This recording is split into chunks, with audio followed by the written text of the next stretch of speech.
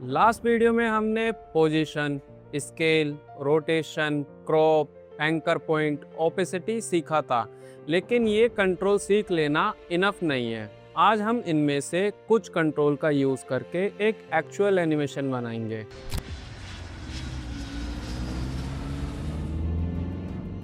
ये पूरी animation premiere pro के बेसिक कंट्रोल से मिलकर बनी हुई है।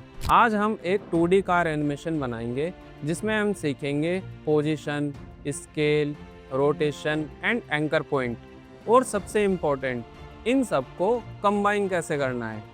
देखिए, मैं यहाँ 5 इमेजेस ले रहा हूँ, जिसमें फर्स्ट है background, second aeroplane, third building skyline, fourth car body and fifth है टायर ऑफ कार। अब मैं ये सारी इमेजेस इंपोर्ट पैनल में पुट कर देता हूँ। अब मैं कार को टाइमलाइन पर ड्रॉप कर देता हूँ ताकि हमारी एक सीक्वेंस क्रिएट हो जाए। नाउ मैं बाकी की रिमेनिंग इमेजेस भी टाइमलाइन पर डाल देता हूँ और इन्हें नंबर के अकॉर्डिंग अरेंज कर लेता हूँ।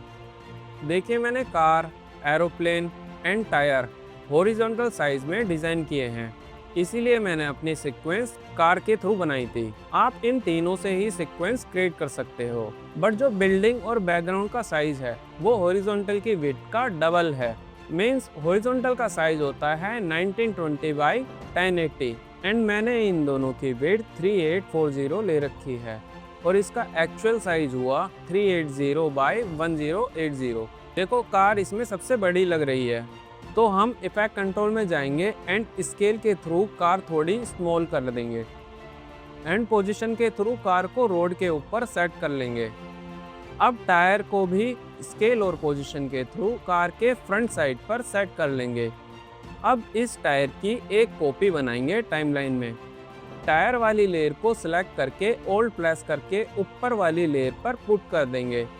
अब इफेक्ट लेयर को सिलेक्ट करके इफेक्ट कंट्रोल में जाकर अब पोजीशन के थ्रू कार के बैक साइड में ले जाएंगे। अब एक टायर लेयर सिलेक्ट करेंगे एंड आप देखेंगे टायर के सेंटर में एक एंकर पॉइंट शो हो रहा है। गेम सारा इसी चीज़ का है। अगर आपके टायर का एंकर पॉइंट का लोकेशन कुछ और है तो उसे मैनुअली टायर के बिल्कुल सेंटर में पुट कर दीजिए। अब स्टार्ट में एक रोटेशन का की फ्रेम लगाएंगे जिसकी वैल्यू 0 कर देंगे और 5 सेकंड आगे जाकर रोटेशन की वैल्यू 8x 0.0 कर देंगे। अगर अभी मैं इसे प्ले करूं तो कार का एक टायर रोटेट होता हुआ शो होगा। सेम प्रोसेस हम नेक्स्ट टायर पर करेंगे।